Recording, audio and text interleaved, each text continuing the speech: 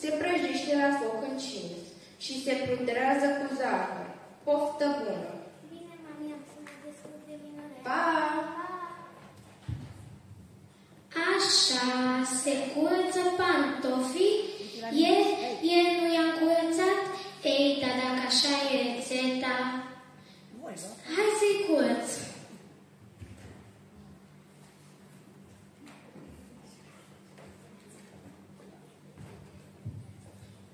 Bun, mai departe, așa, și se pisează. Se pisează? Ei, dacă așa e rețeta...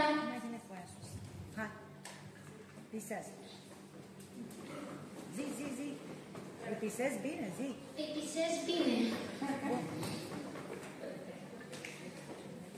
Bun, mai departe, se pune un ou. Se pune un ou. Ei, dacă așa e rețeta... Lasă jos, bate ou.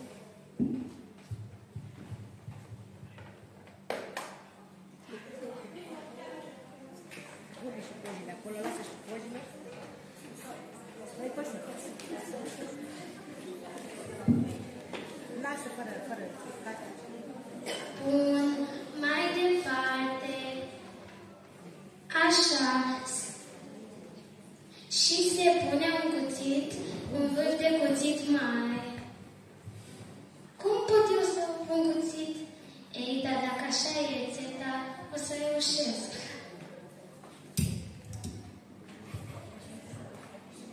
Și acum se pune o găină. De unde aș putea eu să fac rost de o găină? Dacă țărușa mea mie are o găină, o iau pe ei. Ia uite găina. Găină. Și se frământă bine. După ce se frământă, se pășește la loc întins.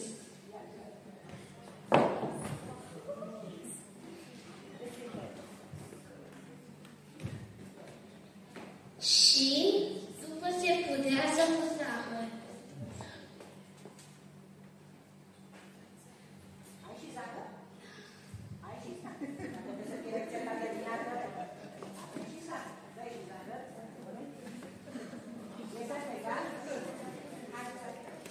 Acum trebuie să aștept să vină musafirii. Am sosit. Bună, de-abia... Mulțumesc, de-abia așteptam să veniți. Luați loc.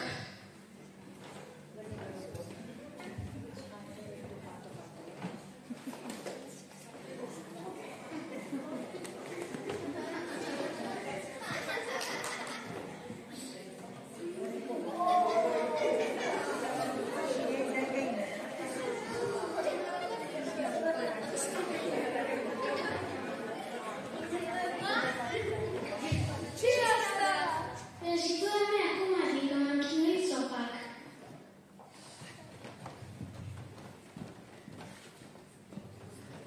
Cu Sonia. Prăjitura mea, cum adică? Vezi ce pățești dacă nu ești atentă la dictare? Sper să-ți fie învățătură de minte.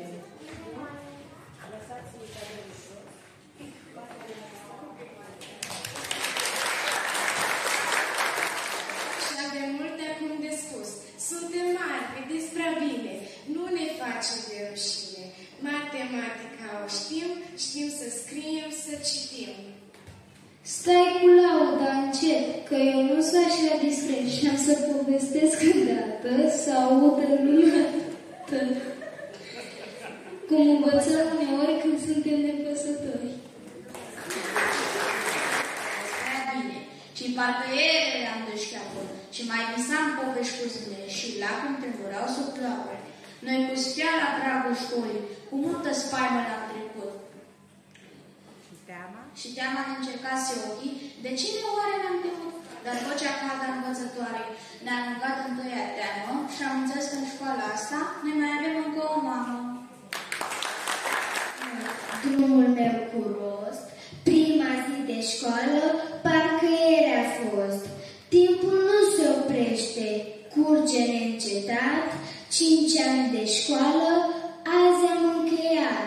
5 ani cu nori și soare lângă doamna învățătoare. O cetate din povești. Număram până la 10 castane, frunze, flori, albinuțe. A venit apoi vremea bastonașilor, a liderelor, a primelor adunări. Apoi probleme, tabla mulțirii, cititul, povestitul. Ia lăsați-mă în pace și la școală, la lucrare, matematica se pare că ne-a pus la grea încercare. Ascultați o întrebare de la ultima lucrare. Ce este dreptunghiul oare? Și apoi doamna învățătoare, liniștește supărată, ce răspuns a dat o fată. Dreptunghiul e o linie frântă, care afrântă nu știu cine, dar e îndoită bine. Metrul cu hectarul și dreptunghiul cu pătratul, ca atât ne duce capul. Haideți, terminați gluma care să ne creadă lumea. Cei mai rei copii din școală, hai mai bine să cântăm, să fim veseli, să dansăm. Se părea că are prea multe denumiri. Încurcam tot timpul, verbul cu predicatul, subiectul cu substantivul și tot așa de varma, și tot așa de varma, părți de propoziție cu părți de vorbire, silabe cu litere, cuvinte cu sunete, până când, în sfârșit, am priceput că A este un sunet și zice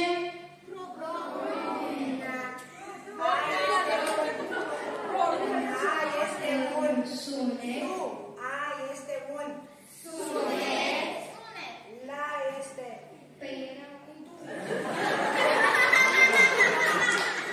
La este o silabă. Te oprești. La este. La este O silabă de la cuvântul școală. carte este ori și când. Un cuvânt. Eu citesc. Oare ce? Este o propoziție. Totul e simplu când înveți și totul este confuz când ai siguranță. Aș vrea să vă spun câteva ghicitori. Sunteți de acord? Da!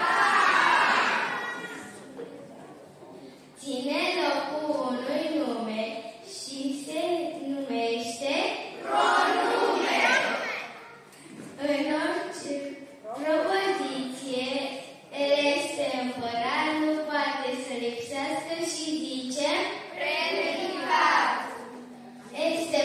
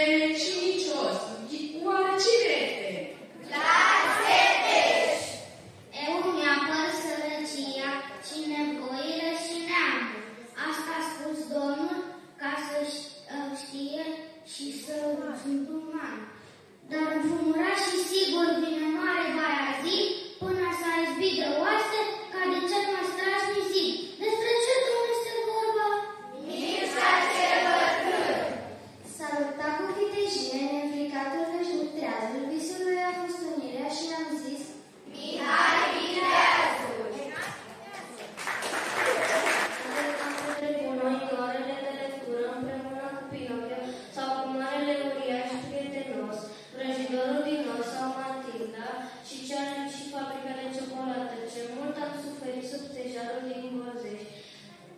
Am ascultat vrăjiții amintiri din copilărie, am călătorit prin fantazia împreună cu Bastian, iar la ora de citire, Lizuca mi-a dat știre că patrumple se arată când umbrava minunată și pentru tine am fost uprinși de demnul cald al doamnei învățătoare. Pentru toate vă mulțumim! Să vă scriu cea mai frumoasă compunere pentru dumneavoastră, cea care ne-ați învățat când se scriu compunerile. Nu cape în cuvintele mele atâta recunoștință pentru răbdarea pe care ne-ați arătat-o. Niciun munte nu este mai înalt decât dragostea dumneavoastră, nicio apă nu este mai adâncă decât iubirea dumneavoastră și niciun cer nu este mai senin decât cerul dumneavoastră. Vă mulțumim pentru tot și vă promitem că nu vă vom uita. Draga mea învățătoare, raza mea strălucitoare, sfatul iubitor cu mine, să fiu bun și să învăț bine și în viață mai târziu de rușine să nu fiu. Vă mulțumesc! În clasa aceasta cu adânci porniri, e o bancă încărcată cu amintiri. Mă întorc cu gândul către vechiul rost, să întâlnesc copilul care am fost. Este în bancă, mic, ascultător, și soarele bucurie pe cor. În ochiul zâmbet care l-am pus și mâna ținută cu tot mai strâns. Aș vrea să mă apropii, să-l ajut, dar nu mai pot doar de la început. Aș vrea să stăm alături amândoi, dar timpul și-a de acum între noi. În clasa rămân zbâtii și copiii și zvon îndepărtate jucării, mereu stăpână peste bancă fie nestabilita mea copilărie. Sunt printre cei mai înalți elevi din clasă și am înțeles că nu puteam sta între primele bănci. Dar, din a 5-a bancă, v-am ascultat și am fost fericit să aud când mi-a spus că din ultima bancă am făcut o bancă de onoare. Vă mulțumesc! Ne toți aceeași întrebare. În clasa 5-a, cum va fi oare? Păi să vă dau unele ajutor. În clasa 5-a nu e ușor. Nu e ușor, e hotărât. Dar ce e oare de făcut? Să ne oprim aici? în niciun caz. Să trecem în a 6-a. Să avem curaj. Nu e așa ușor. Să învățăm. Să învățăm mai mult și mai cu spor. Fratele mare, am avea un coleg pe altul nou. Clasa 5-a, cum e oare? Ne vom descurca de acum? Sigur, sigur.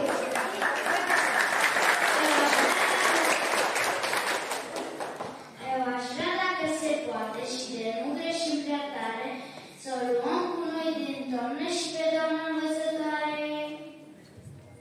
Să ne ajute, să ne învețe, să ne spună o vorbă bună, să ne certe cu blândețe, măcar pentru o săptămână. Pe noi ce absorbim acum a 4-a clasă, pe lângă bucurii și un regret ne apasă.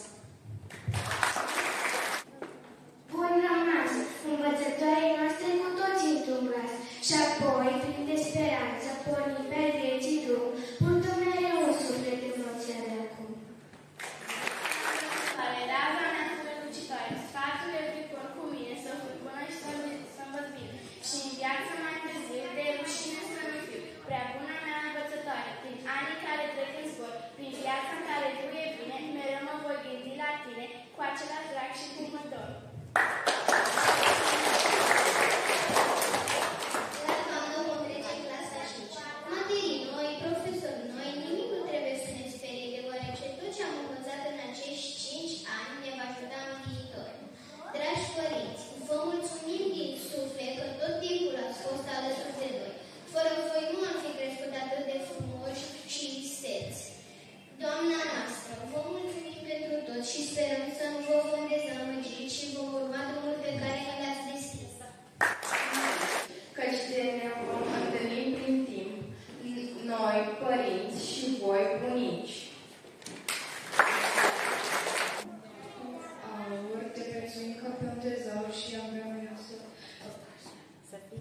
să fim copii bine.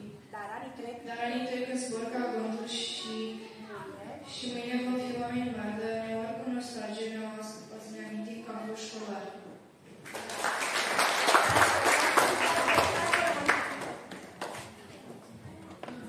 Amintirile de o școapă, iată că au la sfârșit și așa, povestea noastră poate nu va plictisi.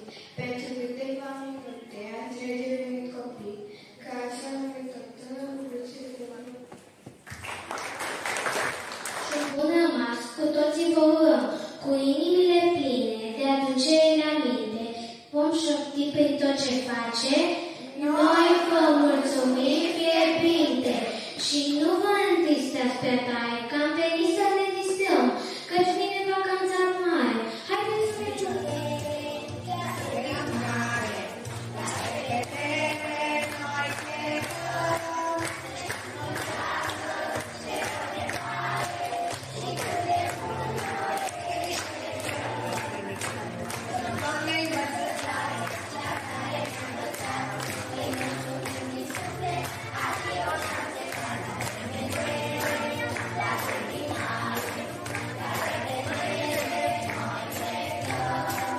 Se mișcă videoclipul.